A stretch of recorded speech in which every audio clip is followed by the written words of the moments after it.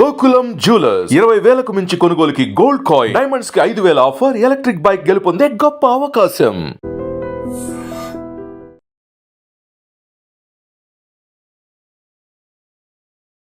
రెండో పెళ్లికి అడ్డు వస్తుందనే కారణంతో 5 నెలల 14 రోజుల పసికందును అడ్డు తొలగించాలనుకున్నారు అమ్మమ్మ తల్లి.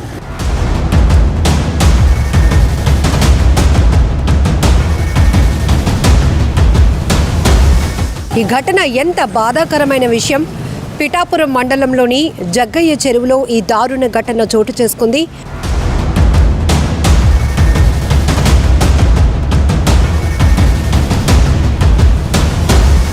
రెండో పెళ్లికి అడ్డు వస్తుందనే కారణంతో 5 నెలల 14 రోజుల పసికందును అడ్డు తొలగించాలనుకున్నారు అమ్మమ్మ తల్లి. ఈ ఘటన ఎంత బాధాకరమైన విషయం. పిఠాపురం మండలంలోని జగ్గయ్య చెరువులో ఈ దారుణ ఘటన చోటు చేసుకుంది. సొంత తల్లి అమ్మమ్మ ఆ పసికందును గొంతు నులిమి చంపి బావిలో పడేసి బాణామతి చేసి, అంటే క్షుద్ర పూజలు చేసి తమ బిడ్డను ఎవరో హత్య చేశారంటూ అందరినీ నమ్మించాలనుకున్నారు. కానీ ఈ ఘటన 6వ తేదీ అర్ధరాత్రి, అంటే 7వ తేదీ తెల్లవారుజామున 1 గంట ప్రాంతంలో జరిగితే ఉదయం స్థానికులు పోలీసులకు సమాచారం ఇవ్వటంతో ఈ విస్తుపోయేటటువంటి దారుణమైన ఘటన వెలుగు చూసింది.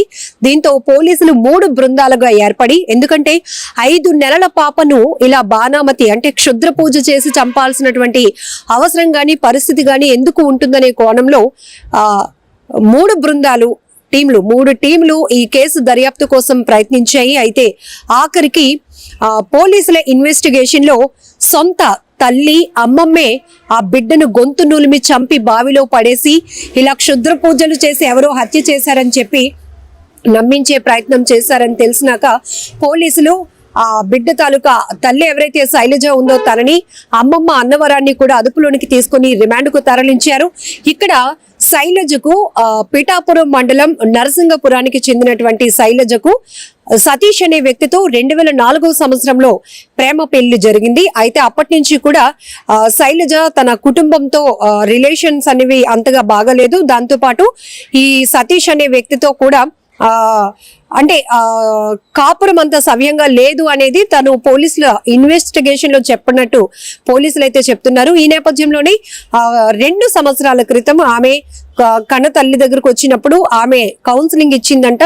ఎందుకంటే ప్రేమ పెళ్లి కులాంతర వివాహం మనకి ఎందుకమ్మా, ఈ బిడ్డ ఇప్పుడు 5 నెలల క్రితం పుట్టినటువంటి బిడ్డను మనిద్దరం కలిసి అడ్డు తొలగించుకుంటే నీకు మళ్ళీ మన క్యాస్ట్ కి సంబంధించినటువంటి అబ్బాయితో పెళ్లి చేస్తాను అని చెప్పి ఆ తల్లి అన్నవరం ఆ బిడ్డ శైలజను ఒప్పించడంతో ఆఖరికి ఇద్దరు కలిపి పథకం ప్రకారం ప్లాన్ చేసి, అంటే ఇక్కడ కన్న తల్లి మనసు ఎంత కర్కశంగా ఉందో అర్థం చేసుకోవచ్చు.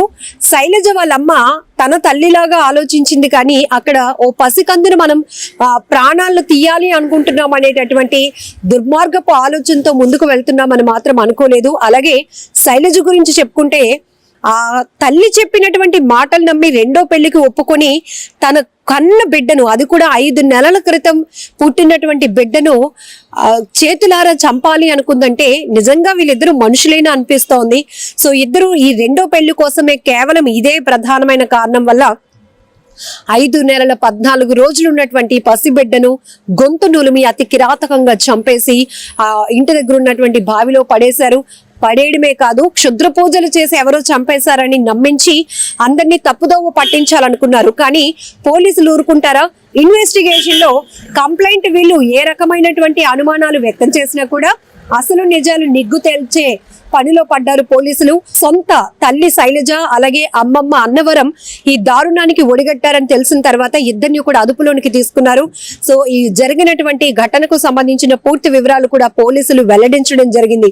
మనం చూస్తున్నాం ఎంత దారుణం. వివాహేతర సంబంధాల కోసం సొంత కుటుంబ సభ్యుల్ని కూడా కడతీర్చడానికి ఏమాత్రం కూడా వెనకడుగు వేయలేనటువంటి పరిస్థితులు కనపడుతున్నాయి. అందులోనూ బిడ్డల్ని అసలు వాళ్ళు ఏం చేశారు? కడుపున పుట్టినటువంటి బిడ్డల్ని కూడా అడ్డు తొలగించుకోవడానికి కొంతమంది మహిళలు అనే కన్నా ఇంకా వాళ్ళని ఏమనాలో కూడా తెలీదు. కన్న తల్లి ముసుగులో ఉన్న రాక్షసులు అనాలేమో. సో అలాంటి ప్రవర్తనలు చేస్తున్నారు. చాలా ఈ మధ్య కాలంలో చూసాం. ప్రియుడితో కలిసి వెళ్ళిపోవడానికో, ప్రియుడిని పెళ్లి చేసుకోవడానికో అడ్డుగా వస్తున్నారని చెప్పి కొడుకునో కూతుర్నో చంపేస్తా ఉన్నారు. పథకం ప్రకారం ప్లాన్ చేస్తున్నారు.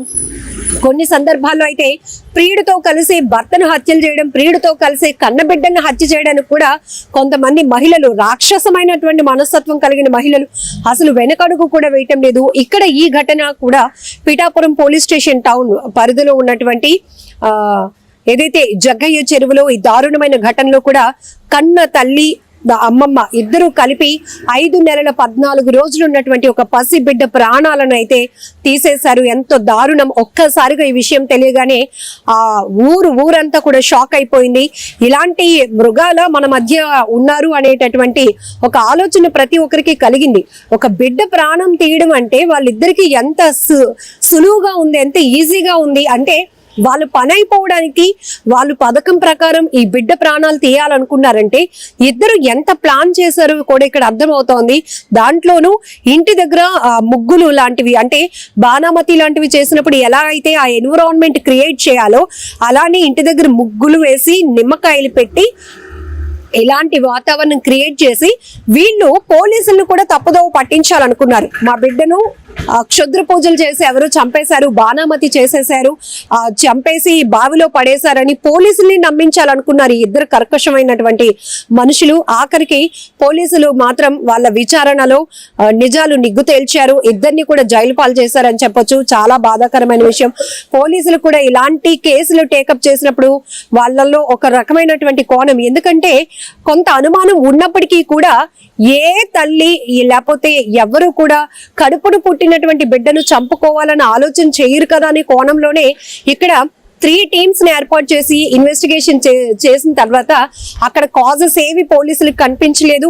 బిడ్డను హత్య చేయాల్సినంత అవసరం ఎవరికి ఉంది అనే విషయం కూడా ఏ కోణంలో కూడా కనిపించకపోయేటప్పటికీ వీళ్ళు చెప్తున్నటువంటి మాటలు ఏవైతే నమ్మించడానికి చేసినటువంటి ఈ ప్రయత్నం పెద్ద డ్రామా పోలీసులకి చివరికి అనుమానం తెప్పించింది. గట్టిగా అడిగేటప్పటికీ వాళ్ళ స్టైల్లో విచారణ కొనసాగించినప్పటికీ అప్పుడు తల్లి శైలజ, అమ్మమ్మ అన్నవరం ఇద్దరు కూడా ఒప్పుకున్నారు.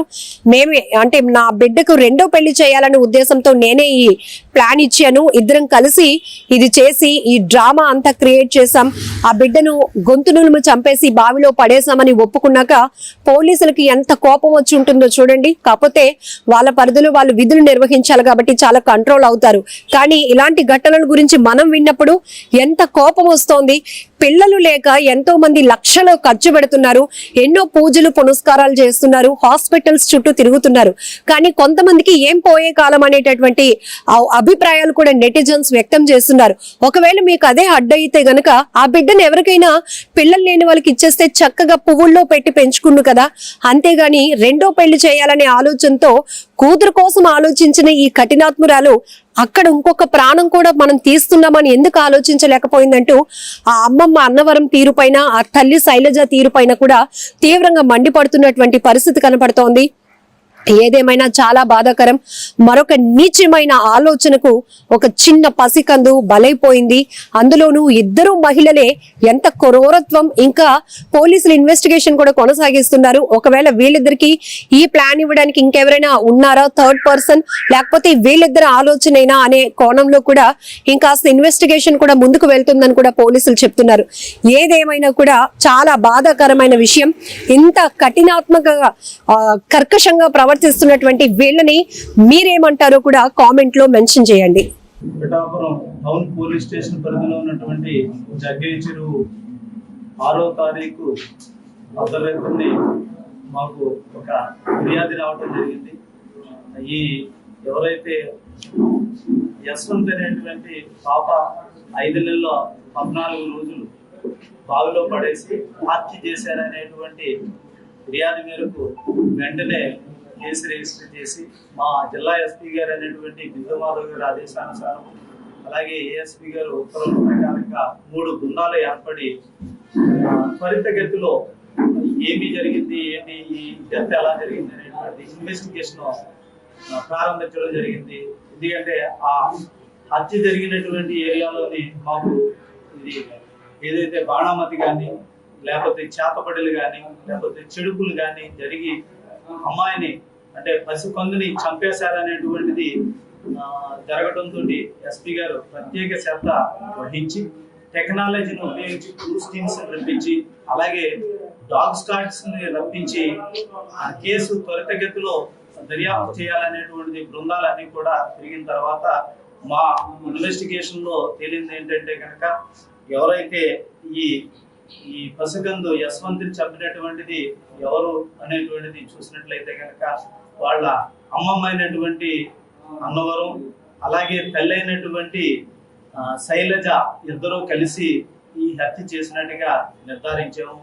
దీన్ని చేయడానికి కారణం ఏంటంటే ఈ శైలజ నరసింగపురానికి చెందినటువంటి పసుపులేని సతీష్ అనేటువంటి ఒక అబ్బాయిని ప్రేమ వివాహం చేసుకోవటం. ఈ ప్రేమ వివాహం చేసుకున్నప్పుడు వీళ్ళ తల్లిదండ్రులకు కానీ ఆడ తల్లిదండ్రులకు కానీ ఇష్టం లేదు.